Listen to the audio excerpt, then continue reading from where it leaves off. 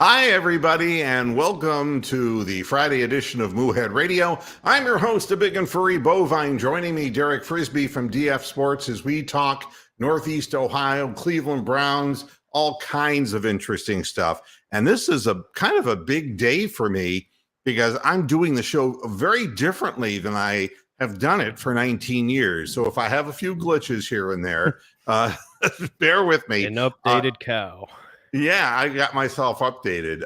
So this and my boom microphone came in just late this afternoon. So I've been scrambling to put that in place.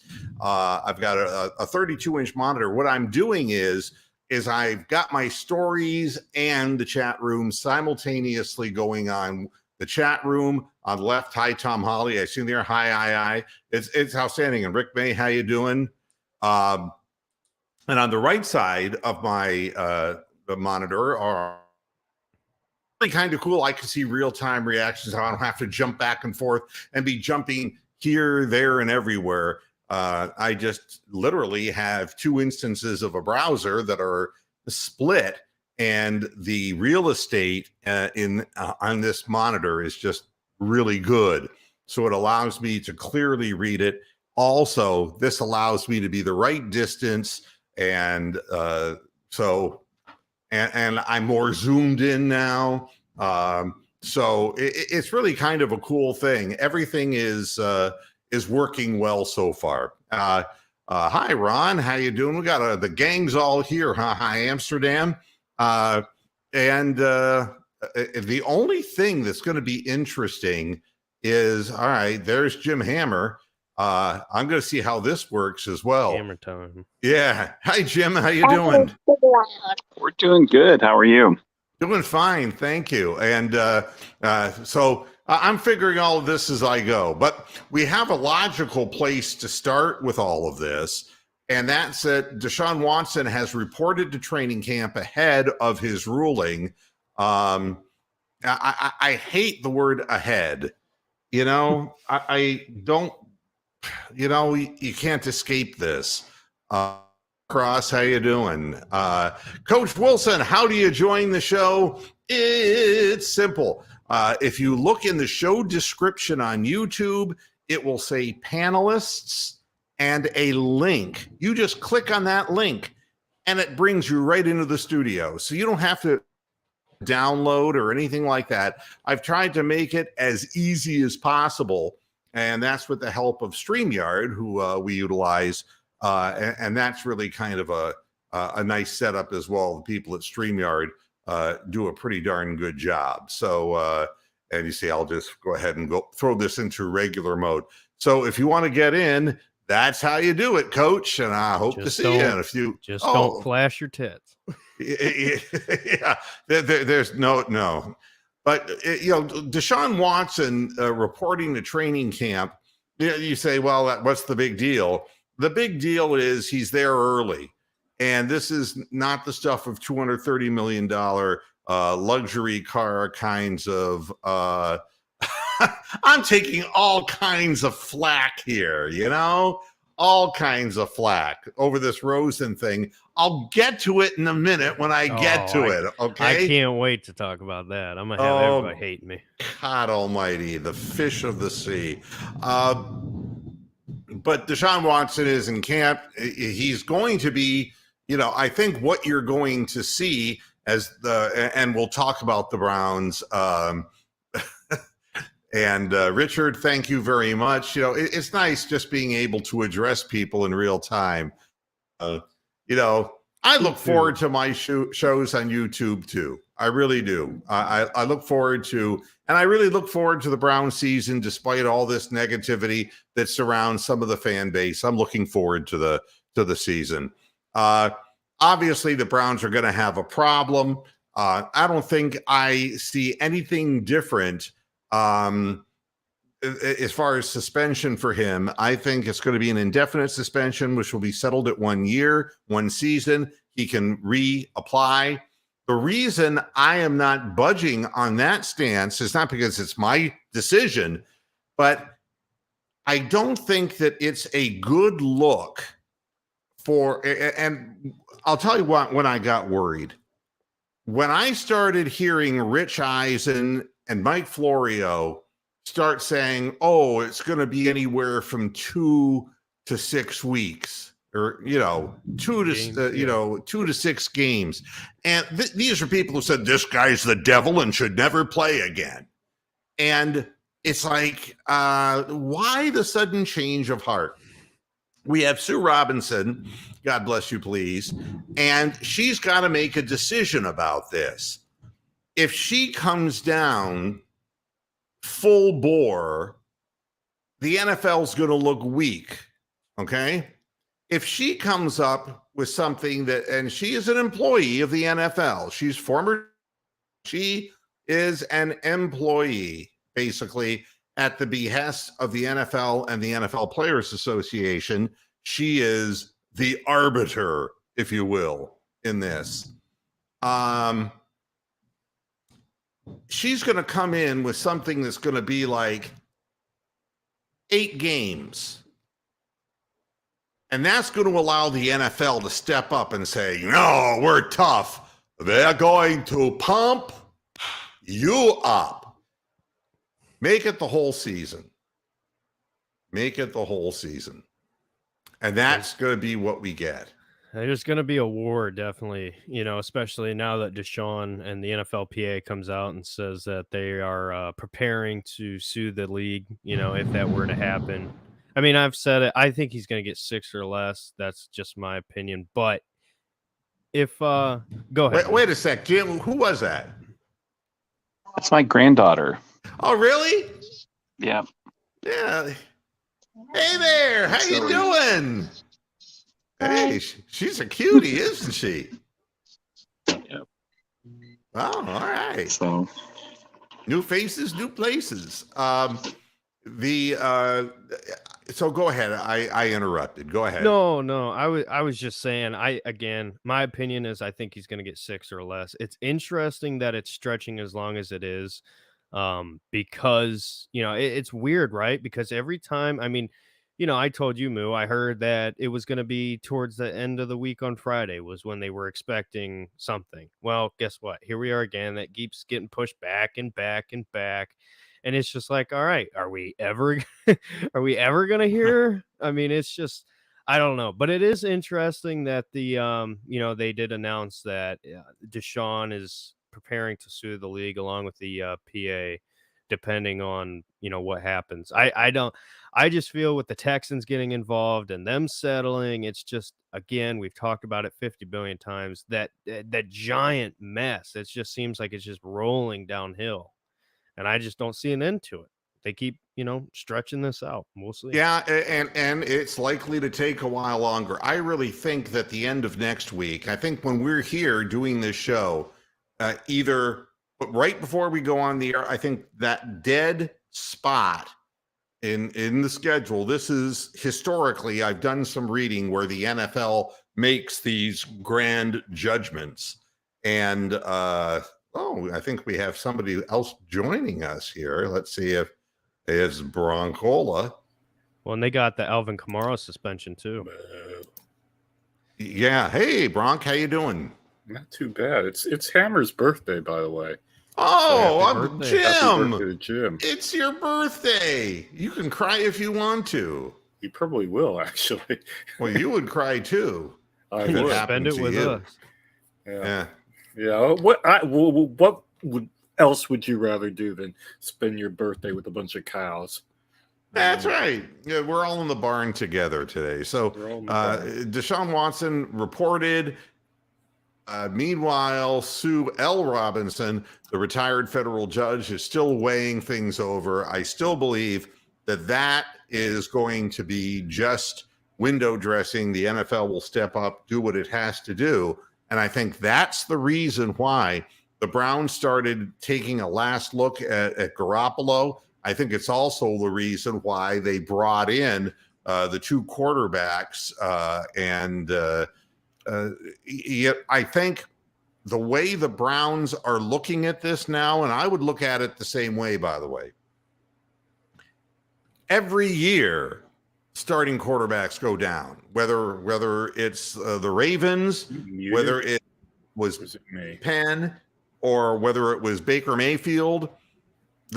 In our division, quarterbacks go down, and not to mention the last year, not the year before, with Joe Burrow. It's imperative that you have some kind of a backup quarterback. That's why we have Jacoby Brissett, but he's not a starter. The problem is that he is going to be a starter, and I think the Browns, Daniel, I'm thinking the whole season, all right? I'm not thinking 8 games. My feeling is, and it's bolstered by the fact that the Browns felt urgency to look at who had experience, even though Rosen is a guy who's had all the wrong experience. What they're concerned about is not just how good or bad will we be with Jacoby Brissett, but what happens when Brissett goes down and you can't go with Josh Dobbs.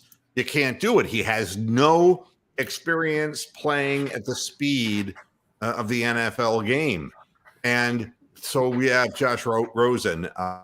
And I do believe that this is the Browns girding themselves for this worst case scenario, which is a full season, because I can guarantee you that the way Brissett likes to move in and out of the pocket, he will get hurt.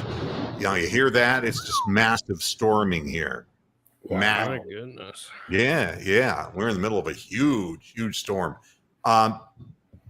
So I can almost guarantee that it's going to be on the long end of things, and the Browns are doing what they can to patch up, because every starting quarterback gets dinged up. As for Josh Rosen, I know everybody's waiting. I've been waiting and waiting and waiting, and finally I have my first Jewish quarterback on the Browns. Oi! And this guy, oi! I got a pain in my head that won't stop. Yeah, this guy, can you believe he was 2 for 13 last year with 2 interceptions? He threw as many interceptions as completions. And over the course of his last 2 seasons that he's played, he's had multiple picks go back for pick sixes. This guy just doesn't just throw interceptions. He throws them on the flat, right? Late outside where people could just easily jump the pattern and run down the field. See, I think the game plan is to actually give him to the other team during the game so that he can throw interceptions to our guys so we can actually score. That's not cool. Yeah, the whole thing to of thinking it's it's going to be a mess if Brissett goes down. It's going to be a mess with Brissett, to be very honest with you. But I'm not too worried. I mean, okay. Hey, look at this. We got Coach Wilson. Hey, buddy. Can you hear me? Oh. Sorry, I couldn't hear for a second. There he is, man. So where are you at? Give me Hey, your thanks for having me. always, man. So where are you at? Like physically? Yeah. Well, I know you're in your house or where you live in your abode, but in what part of the country? What state are you in? So that we. Oh well, right now, I'm actually visiting my parents where my cat is dying. Oh who I man, grew up with for 16 years. So yeah, but normally I'm stationed. I've been living in Bradenton for a few months now, working at IMG Academy. you're down here. Wow. Yeah, And you didn't tell me. Oi. Yeah. yeah. He's just up the road from me. Wasn't a lucrative. It's not a lucrative job or anything, but Congrats though, working at IMG. That's pretty cool to say. Yeah, well, it's funny when I first moved down here to Florida. It was Bollettieri Academy back when Nick Bollettieri was the man who trained and managed Andre Agassi, and he sold it to the IMG group, and IMG has made it huge. So that before what was just tennis is now golf and tennis and how many sports are represented now at IMG? I couldn't tell you, but they've added so many in like the past probably like 10 years. Yeah. Because it was mostly just tennis and golf for a very long time, but they've added a lot more since the 2000s. And football is pretty new there. Yeah. Probably like 5-6 right. years old. Yeah, the football thing. Geez, I mean, it's I'll have to. We'll have to check you out sometime out there at IMG because it's been a little while. I'm more inland toward the interstate, but I certainly know my way around IMG because I used to get my rackets done there back when I was a tennis player and got all my weighting done, perimeter weighting of the rackets, stringing, a lot of stuff done over at IMG. Well, they got everything. Every single bad thing, Jason Arrington. What is taking this lady so long to make a decision? All right, so I could say and get every person angry. So I think I will because I'm in a good mood. It's what you do. It's what you do, man. Yeah. It's like, have you ever seen a woman trying to figure out what to wear before she goes out to a party? What are you asking me why this lady is taking so long to make a decision? All right. That's the gender-based no committed. I think everybody wants to everyone wants to be on the same page. And I think Renee's got the best answer because she can. That's exactly right, Renee. There's a lot to go into it as well. I mean, this is not a light decision. No. And obviously, this is her first decision in this job. And it's in the middle of a lot of publicity. So welcome to the NFL. Yeah, that's.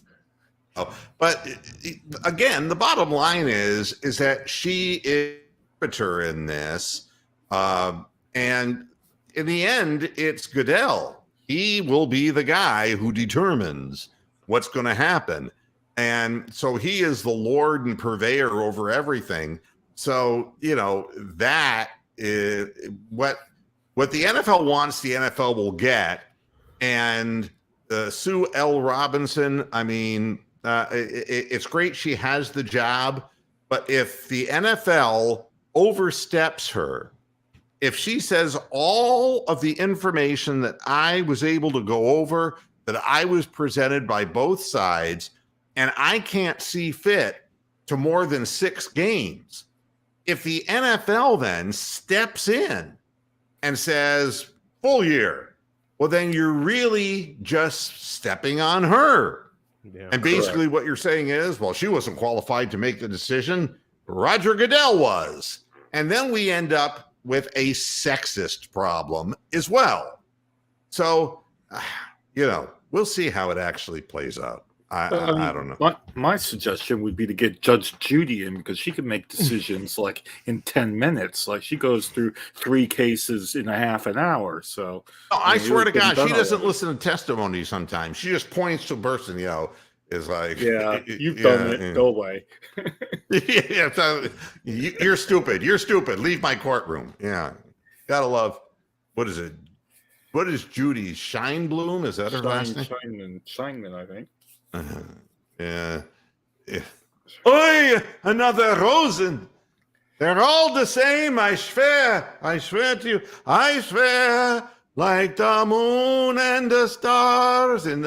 So we've got Josh Rosen, and it's so exciting. And the worst part of it is that McCarron, how many times do the Browns have to either inadvertently or intentionally pass on McCarron? Oh, wow. He must be really awful. I mean, he must be really bad. I mean, that's kind of my thing here, Moo, and I understand. For whatever reason, there's just a lot of people pissed off over a third string quarterback, and I'm just like, whatever, dude. I mean, here's the thing. Josh Rosen, yeah, he's not an NFL quarterback, that is clear. But here's my thing. I really don't care. It's not. I'm not gonna get mad over a third string quarterback. No, if it gets to the point where Brissett goes down, we have to play Josh Rosen. I'm going to have more comedic programs at halftime and post game. Wow. Well, I mean, think about it. I mean, you got a guy in Josh Rosen who, I mean, take the fact that he's on the Browns out of it, right? Just look at his career. I mean, this poor dude got drafted to the Cardinals. They didn't even want him. Really. I mean, they scrapped his ass after a year and got Kyler, which, I mean, hey, got his money, whatever. Anyway, then he goes to the Dolphins, and then they don't have anything for him, and he gets passed around the league, and here he is. Now he ends up on the Browns. It's like, listen, dude, if you're going to sit here and tell me that the world is ending over Josh Rosen, I don't know what to tell you. It's like, Josh Rosen's going to come in. He's probably never even going to see the field. I mean, this is a worst case scenario.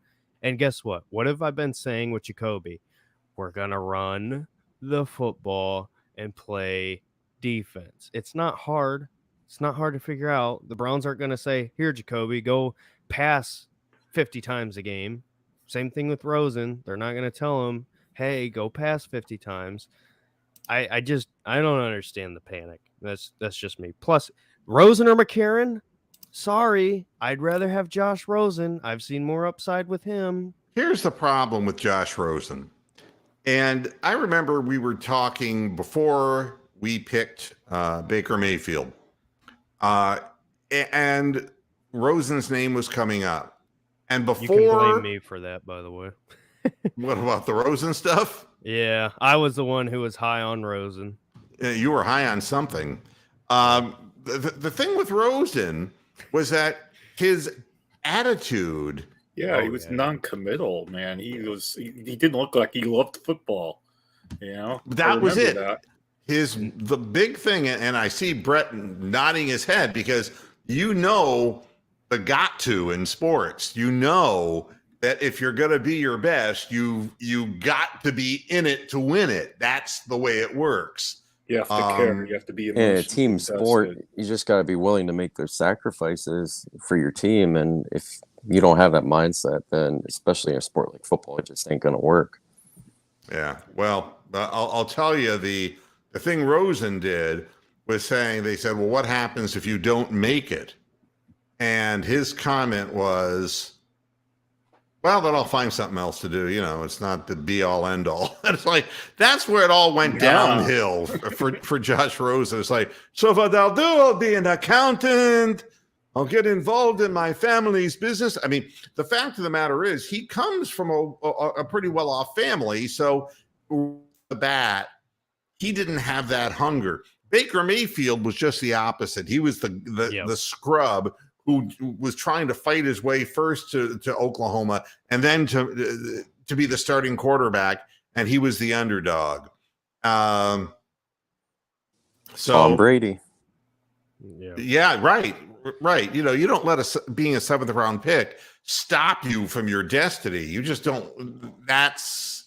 Yeah. And by the way, just for everybody who's saying Rosen's going to be on the practice squad, no, Rosen's either going to be the backup quarterback or he's going to be cut. They're going to have Josh Dobbs on the practice squad as the coach on the field.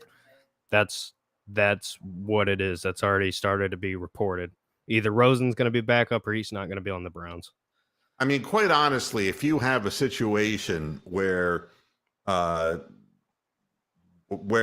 Watson gets a lot of games in suspension, the suspension doesn't stop him from playing in preseason games. Is that correct? No, so I believe the rule is that if Deshaun is suspended the entire year, then I don't think he can. But if he's suspended, let's just say 8 games, he can be there for training camp. He can be there for the preseason, but then he has to be gone and out of the building for half of the suspension. So he'd be out for 4 weeks. Then I believe he can come back in the building and, start getting ready, I guess would be the right way of saying it. I could be wrong, but what I last heard from somebody, that's the case, but I'd have to do research. I can't tell you for a fact. Hey, I Tom, think we you're have a simp. Yeah. It's like, well, that's nice of you to be kind, Renee. I thought she was going to rip his flesh off. Oh, boy. To me, the way this thing plays out is if there's no preseason for Deshaun Watson, then you know that it's going to be Brissett playing the first half of 2 games with his starters, and then it's going to be Rosen playing, or maybe even just 1 quarter of Brissett and 3 quarters of Rosen, and trying to get the backup to understand the system that we're playing. Yep. So preseason is going to be interesting, especially for the Browns, because you got to get your reps with these backups. You got to.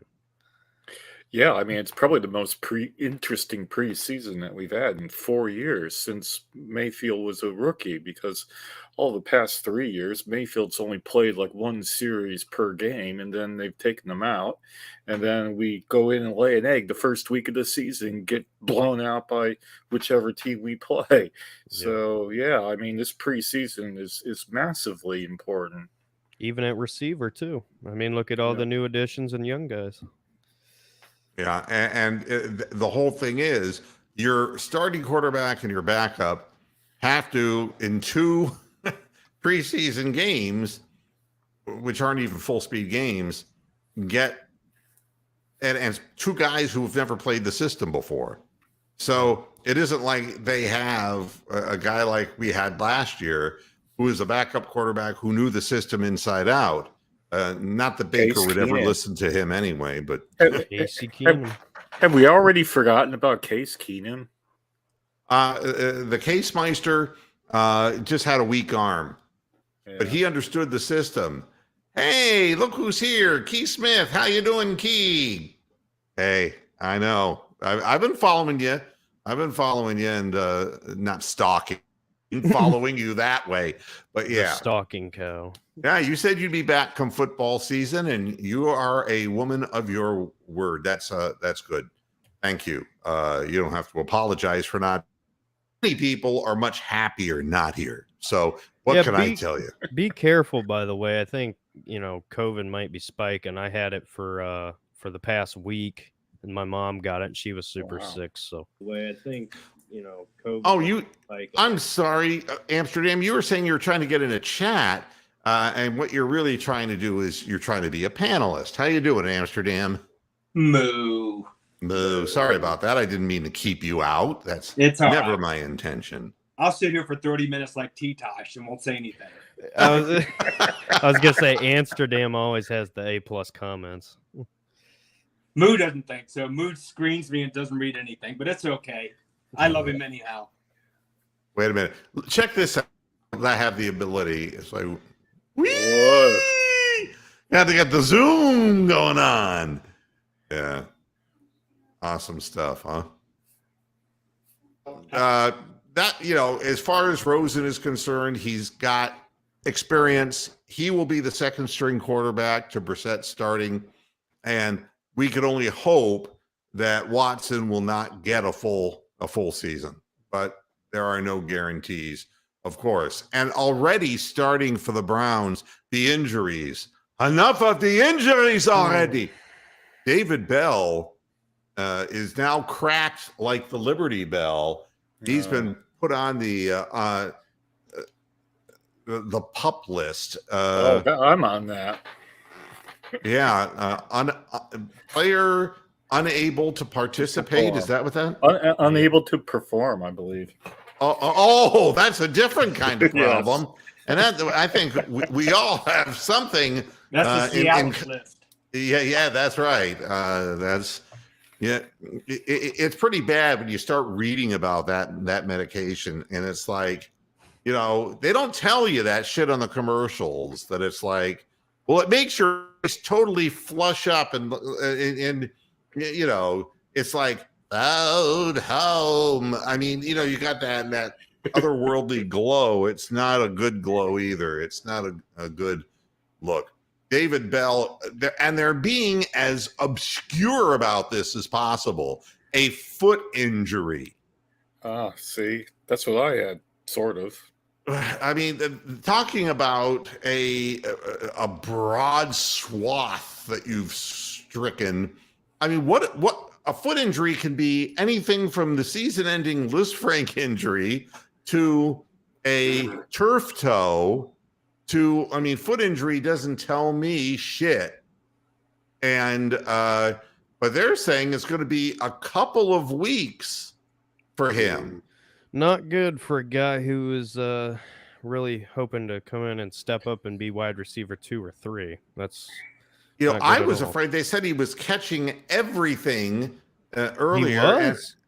He was. Was. Herpes. I was afraid that, you know, if the guy was catching everything, God only knows what it could end up being. So whatever it is, this is what it's ended up.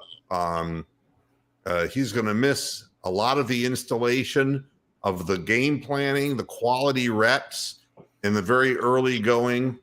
They say he should catch up quickly, but man, we already know it's such a jump playing at Purdue and being a possession receiver at Purdue and jumping to the NFL. It's a big to-do.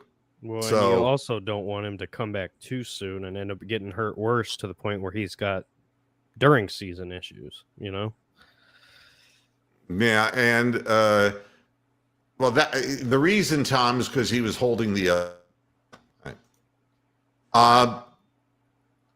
don't worry, this all flashes by so fast. It won't mean anything to most people, but it does to me. And everybody hates hearing it. You know, we had our really good wide receiver who was injured all the time, Jarvis Landry. You know, you look at him funny and, you know, something would, you know, go bad. And now his heir apparent, same thing. Of the Building the Browns docuseries, when here's Stefanski, what he said, David Bell, you were the first guy I watched. Right away, I was like, we need to get this guy. Wow. A little knee-jerky, don't you think there, Kevin? I mean, the very first guy you saw? I think he says that to all the prospects. Yeah. He's grooming them, Moo. Cade York, you were the first guy I watched, even though you were a kicker. Yeah. Just your ability to catch the ball, I think, is the best in the draft. Your ability to get open, just who you are as a person fits who we are. Injured. That fits who we are. Isn't that great? Wow. I did like that you flashed up my lawyer Tillman comment about David Bell. That's old school. Lawyer Tillman. He needed to get one, not to be one. Oh my God. You know, here's a story that I thought was really just so typical. New England Patriots not naming offensive and defensive coordinators. Coach Bill Belichick in his quest to piss more people off before he dies. All right. They announced their entire complete coaching staff with titles for the first time since McDaniels departed to become the Las Vegas Raiders head coach. All right. But of course, something was missing. And that something that was missing was the offense and defensive coordinator positions. There's no coordinators. I'm not big on titles, Belichick said, except for mine. God. Just call me God, and I'll thunder from the heavens. We have jobs to do. We'll do the jobs without the titles, except for me. And I want to be in the Hall of Fame because of my title. So Can't There help you but wonder have if that. his son has a big role that he's not wanting to admit. Oh, I'm sure it's something ridiculous. Meanwhile, in the spring, the former Lions head coach Matt Patricia, the senior football advisor of the offensive line coach as well, and former Giants head coach Joe Judge, that's Judge Judy's husband, were in leading roles while Belichick was also notably involved on offense. That's what you don't want to hear. Belichick was notably involved on offense. Wow. How is it that a guy who's supposed to be, he's a genius, how could he not know that he doesn't know shit about offense? It's good for the league, I guess. God, it's just, no. And now you got Mac Jones in his second year, He has no coordinator to talk to.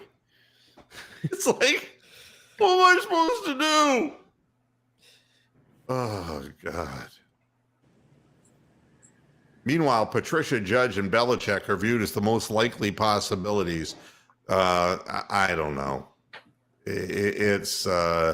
Meanwhile, the Patriots once again aren't naming an official defensive coordinator, but linebacker coach Steve Belichick may end up filling the leading roles on defense in recent seasons, and he might be the man.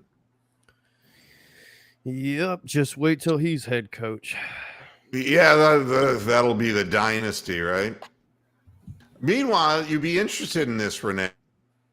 The woman involved in Trevor Bauer's case in the defamation suit that Trevor Bauer has put out there is denying that she made false allegations. Here's the way I look at it. I don't care what your personal relationships and what you do in the bedroom, all right? I don't really care about that stuff. But when it involves strangulation, even if the other party says, well, I'm kind of maybe into a little bit of that, but to the point where you pass out, I don't think so. Don't kill the bitch. It didn't work. I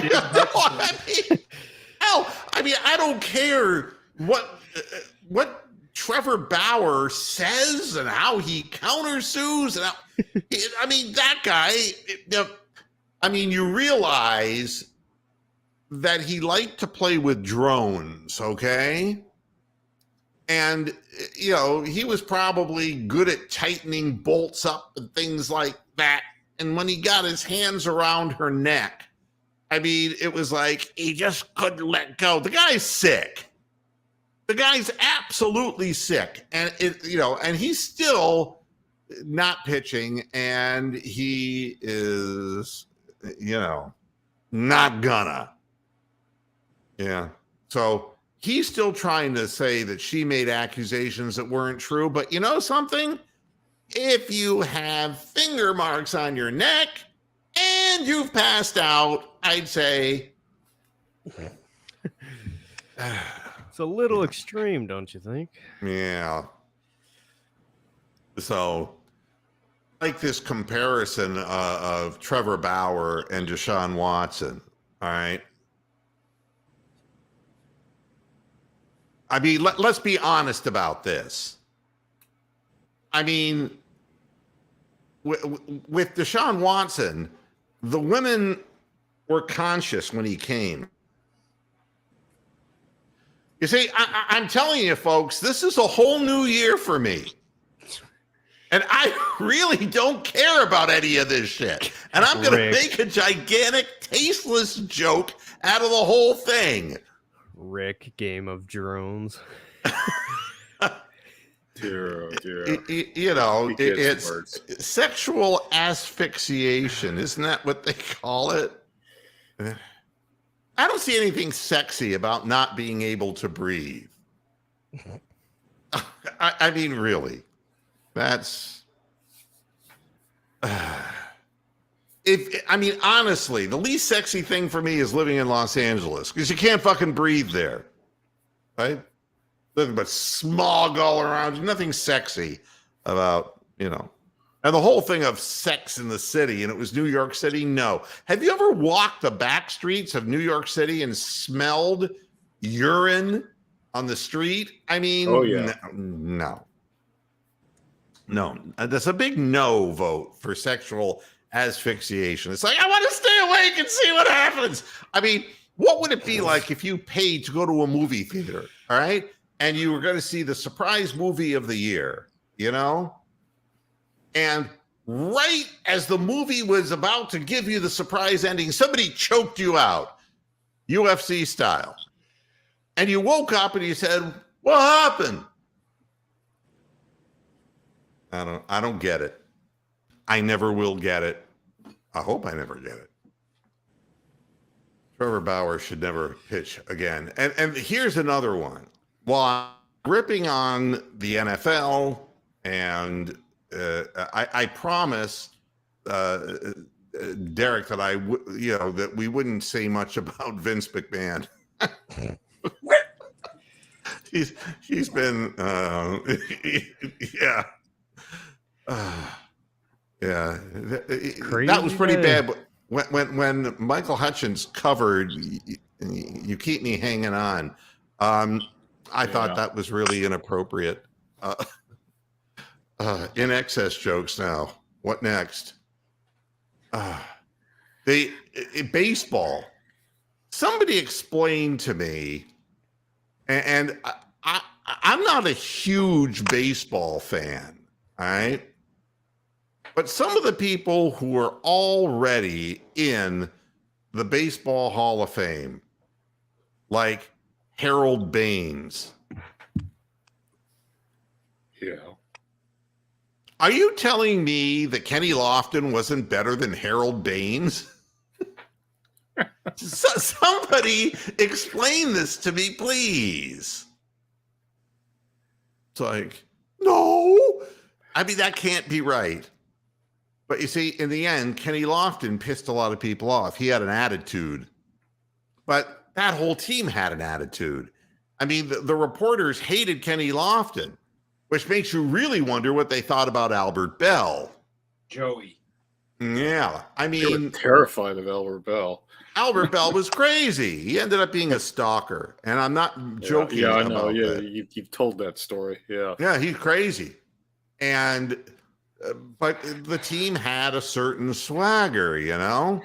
Kenny Lofton was the straw that stirred the drink. And without Kenny Lofton on that team, patrolling center field, he was incredibly athletic. He made singularly the best catch I've ever seen in my life when he went over the fence with his glove and pulled the ball back in, especially knowing his height.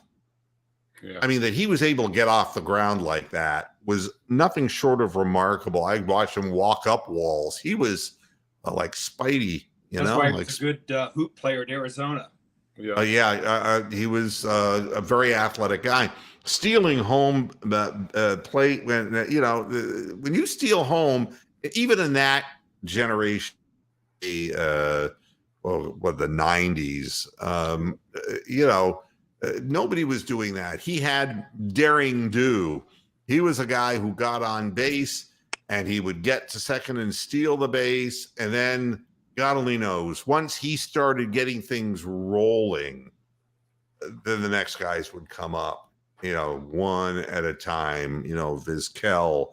And, I've got to go back in my mind back into the 95 season. You had Bell hitting cleanup. You had Tomey hitting fifth. Who was hitting third? Eddie Murray, I believe. Eddie Murray was, I think, hitting third or fourth. Yeah, I mean, you just unbelievable.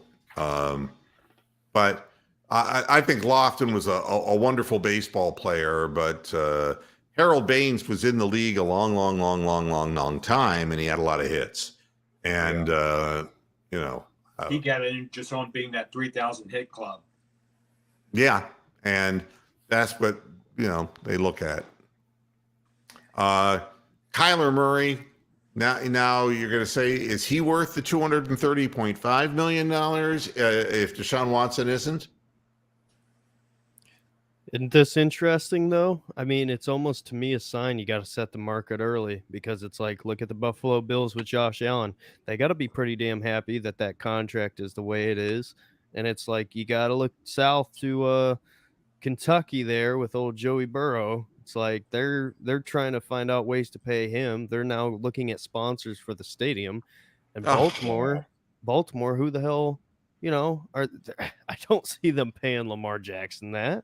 So it's like, everybody can sit there and complain about the sorry, something just fell. The contract that the Browns gave Deshaun Watson, but it's like, you know what? It was gonna happen anyway. So get out in front of it, I guess. Well, but Skyline Chili Stadium. Procter and Gamble. They should just call it Baker Mayfield Stadium based on the history. I mean, geez. Yeah. He owned it. He did. Yeah, I don't know, but I don't know if you saw that the alternate uniform that the Bengals came out with. You talking about the white helmet? Yeah, it's like the white helmet. That's pretty. Yeah, I mean, it kind of looks weird by itself, but once they put it with the all white uniform, it'll look good. Yeah, I mean, that's got Mike Brown all over it. I don't know what fucking color to choose. White. Just go white. Go white. Do an off-white. Maybe a beigey thing, That's a good question for y'all. It's kind of controversial with the Browns. Nobody wants anybody touching the helmet. But if the Browns had an alternate white helmet, and I had, my friends of mine mocked up one, looks pretty good. Would you guys be upset if the Browns had, like, let's just say for the 75th jerseys, right? Those are staying. What if they had a white helmet with a orange and brown stripe? Would you guys be upset? No. Oh, I don't get upset about anything. Some of the unis I've seen in recent year.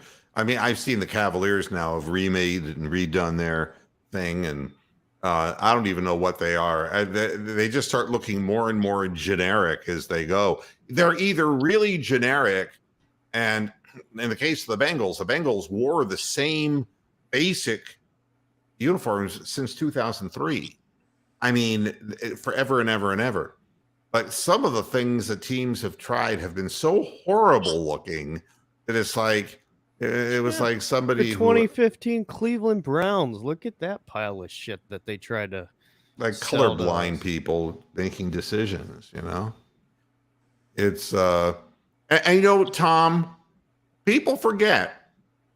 There are a lot of guys on the Cleveland Browns that don't like Baker Mayfield for all this fan talk and what a great guy Bake is. Bake is not a great guy. He is a hungry guy. He works hard, but he is not known to be like the world's most gracious, friendly human being. And there are a lot of people on the defensive side of the ball who would love to get a straight shot at him. Wow. So I don't want the media to turn this into that this is Baker Mayfield's game to shine. He could get hammered out there, seriously hammered. And I, for one, will just kind of smile because the Browns are my team. It's kind of like when you see, two dogs, they don't get along. Hey, let them work it out. That's it. Let the Browns defense and Baker work it out. Well, the other thing is that preseason is interesting for the Panthers, too, because they've got to play Mayfield and they got to play Darnold. Now, what if one of them gets, like Mayfield, if he blows his shoulder out in August, that's it for him, Yeah. I think preseason is really important this year. Hey, Mark, who are you talking about? 5 batted passes his first game against us. I think he's talking about Baker. I know. Yeah, it's like Baker. Stand back. Don't even rush him. I'm serious. Exactly. You rush him from the outside, but drop back into a passing lane and jump up and you bat the pass down. You just follow his eyes. If I was Baker, I'd go back and I'd watch that Chicago game against Justin Fields, and I'd say, all right, where did he miss some opportunities? Because I feel like that's what it's going to look like. It'll be interesting to see how that all plays out. And, you know, one thing I wanted to point out too, I'm a guy who really likes to see players kind of come out of nowhere. And that's one of the reasons why I was behind Baker Mayfield and happy that the Browns drafted him, was that there was a guy who obviously put some work in and he had a lot of desire. The problem, though, is that his desire sometimes overweighted his common sense. And he was quick to anger, quick to speak without thinking before he said things, and he alienated some people. And we've all been there. When you're 24, 25, 26 years old, we all pretty headstrong. Hey, Brett, how old are you now? 29. 29. Did you do some pretty stupid things when you were 24? Oh, yeah. I sure as fuck did. I said some incredible things. I was managing radio properties. Oh, I said some incredible things. That would have been back in like 85, 86. And by then I was like 27 years old. Oh, man. I threw the owners of a radio station in Jackson, Tennessee out of their own building and told them to get the fuck out because they were just interfering with my ability to do business. That's the kind of shit that I did. I got fired. Is it any wonder, right? Is it any wonder? Anybody who was with me in Cleveland last weekend, they know I'm not the brightest. I mean, if you can't be brash when you're young, the thing with Baker, the important story is I want him to be healed and I want him an opportunity to play. But the real thing is, what did he learn from all of this? Does he have the ability, the mentality to change his ways and to be able to work with others and still maintain some of that fire? You know? I hope so. For his sake, he's got talent. That's what pisses me off the most. It's like, I hate seeing wasted potential. You know, in that field, you got to grow up quick. I mean, there's just no time to, dilly dally. Really, you got to be ready to roll. If you're 30 plus in this league, even if they're looking to get rid of you when you're 30 plus. Yep. Mm-hmm. I mean, but it's tough. I mean, we expect all this mature behavior, and I mean, let's be honest. You go from doing nothing at Oklahoma monetarily, and you go in and you're basically, oh geez, we're sorry, Bake, but you're only going to make 18 million or 15 million this year. I mean, these are things that you can't imagine. The rest of us can't imagine being paid $15 million or $20 million every year we work. I mean, you can't even begin to fathom that kind of number. So you could use a chunk of that. Yeah, I don't know Adam the Bull. I don't know. Oh, he's a moron. He was, I can't remember. He was talking and I called him an idiot because he is an idiot. And then randomly yesterday, he unblocked me. And I'm like, well, that's weird. He's an idiot. Well, yeah, that that explains it. The thing what I was going to say is big names become all the rage in sports. And when you got a big name, Steph Curry, LeBron James, and then sometimes you're a guy like Draymond Green who just rides the coattails, kind of like Dennis Rodman did, right? I mean, they get swept into the whole vortex of a great team, and you get a big name and you get all kinds of, opportunities. Well, Kevin Durant is the new one. And Durant is looking at is he going to be traded? And they started analyzing some of the trades that have happened. And every so often, a big name player getting Paul George, all right, for example, that the LA Clippers in 2019. And then they also picked up Kawhi Leonard, leading the Oklahoma City Thunder to get a massive bunch of draft picks in return.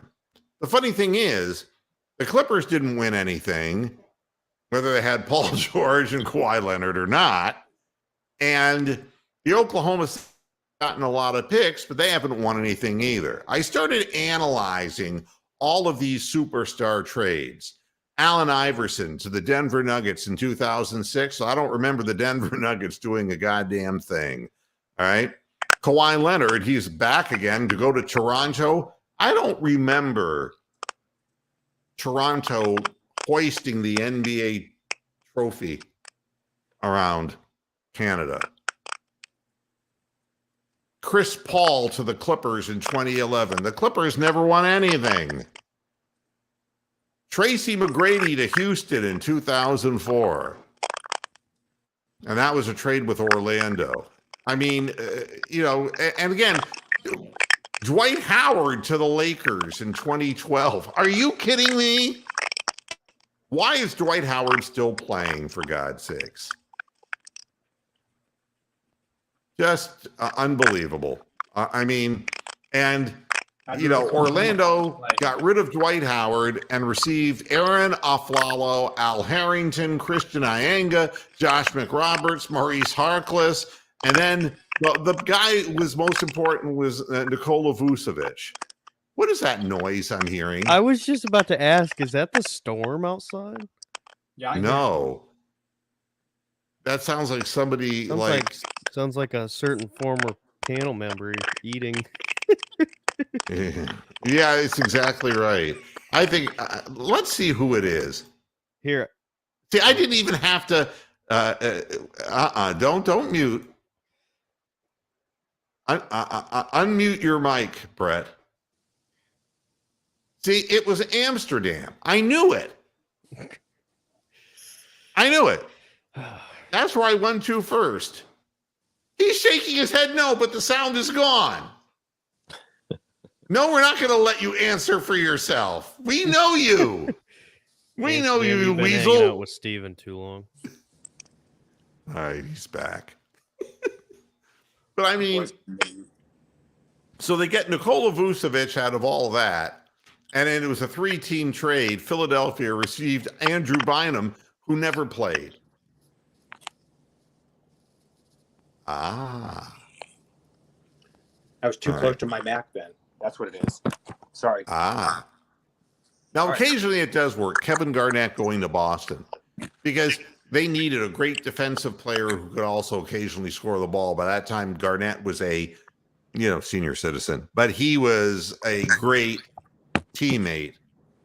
So that one actually worked.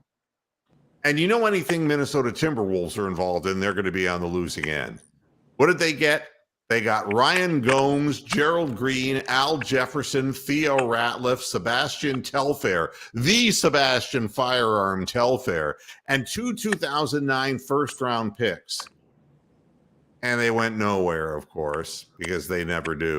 And, it goes on and on and on. Russell Westbrook to Houston in 2019. Kyrie Irving, God forbid, Kyrie Irving going to Boston. Oh, the people in Cleveland said, if he leaves us, for God's sakes, if he leaves us, that Boston's going to win it all. And Boston couldn't wait to get rid of Kyrie Irving and throw him off of the flat end of the earth. So all of these, one that worked for Cleveland was Kevin Love. When LeBron came back the second time, Kevin Love. There's a guy that, and Minnesota received Anthony Bennett, and I thought it was Tony Bennett, the singer, because his heart was somewhere in San Francisco because it was never in Cleveland. Andrew Wiggins, who never played for the Cavs, but was a first-round pick, and Thaddeus Young. That's what Minnesota got for Kevin Love. You wonder why the Timberwolves never seem to get going anywhere. Not to mention Carmelo Anthony going to New York in 2011, which was supposed to be such a big deal. What I'm getting at is all these big names, what in the hell does it mean? What in the hell does it mean? Hey, Renee, thanks for stopping by. You're always welcome in these parts. We love all of our panelists. And, Amsterdam is just absolutely, whatever it is that's making that sound, I don't know. It's, I think it's porn and he's watching a fluffer operate. I have no idea what this is. But at any rate, big name athletes aren't always where it's at. Guy on the internet today on Twitter was making comments and was talking specifically about Colin Sexton and how he wasn't worth $20 million. And my feeling is I can't justify what any of these people are receiving from a monetary perspective. It's monopoly money. It's not real to me. So, I mean, who's worth what? All I know is that Colin Sexton's a better player than Karis LeVert. And if you want somebody to come off the bench and score points, and it's like you can't play defense. Well, Darius Garland doesn't play great defense either. And for all the talk about Okoro, he by the middle of the season on, he stopped playing defense. This game in the fourth quarter comes down to being able to beat your man one-on-one. I know it's a great thing to say, our 5 men touching the ball. But at the end of NBA games, I mean, you saw that the Cavaliers were winning with Darius Garland and Ricky Rubio on the floor at the end of games in the beginning of the year when they were doing so well. But it wasn't that that Darius Garland and Ricky Rubio are great defensive players. So stop with the, he can't play defense thing about Colin Sexton. The fact is he shoots better than Karis LeVert. He can beat his man off the dribble, which Karis LeVert can't do. All Karis LeVert can do is back a man down and shoot an off-balance fadeaway. He can't play any defense except in the lane defense. He's slow on his feet, and he is not the player he was when he was back with the Nets. Karis LeVert, he's had too many extremity injuries. And I know the extremity injury that Colin Sexton is coming back from, but Colin Sexton is a strong kid and he's a hard worker. You may not like the fact that the ball's always got to be in his hands, but the ball's got to be in someone's hands in the fourth quarter. It was always in LeBron's hands in the fourth quarter. Having somebody who can beat their man off the dribble and score points and dish off to other people. If you want Agbaji to be effective, you can't have Karis LeVert in the game. He cannot beat his man off the dribble. There's no way. He'll never find Agbaji in the corner because that's where Agbaji is going to have to do business. He's going to have to be Kyle Korver guy. He's going to have to let the defense suck in. You're going to throw the ball out to him, and he's going to line up and shoot the ball because he ain't going to create. Agbaji is not going to create anything off the dribble. I can tell you that right now. So, big name players. The Cavaliers don't have big name players. And Deshaun Watson's a big name player who the Browns aren't going to have. You just got to find a way to win without them. And there's going to be a lot of 23-20, 20-17 kinds of things. And that's the way Kevin Stefanski coaches. So we'll see. We'll see if he can get the job done. He's going to have to earn his keep. Yeah. That's it for today, man. I mean, I like the way this works. I really am am thrilled. It is cool. This thing here is just really cool. This is. See. I love this. Topaz gonna have his own mic? Oh yeah. We'll eventually we'll get him going too. Yeah. So everybody, thanks a lot for tuning in and enjoy your weekend. And hey, Brett, it was great seeing you. And likewise, yeah, keep me informed on how things are going for you at IMG. I think that's cool. Definitely. And everybody who participated in the program today, thank you so much, Derek. I kept my word. No WWE. I'll be talking about that for the next probably 5 hours. So yeah, you didn't need that. And thanks, Amsterdam, for making all that goddamn noise. And and everybody, I hope you have a really good weekend, and we'll see you again on Monday. Next week, I think the word on Deshaun's coming down. Until then, hasta la vista, Pastor Heads. Good night. Who are you, Key?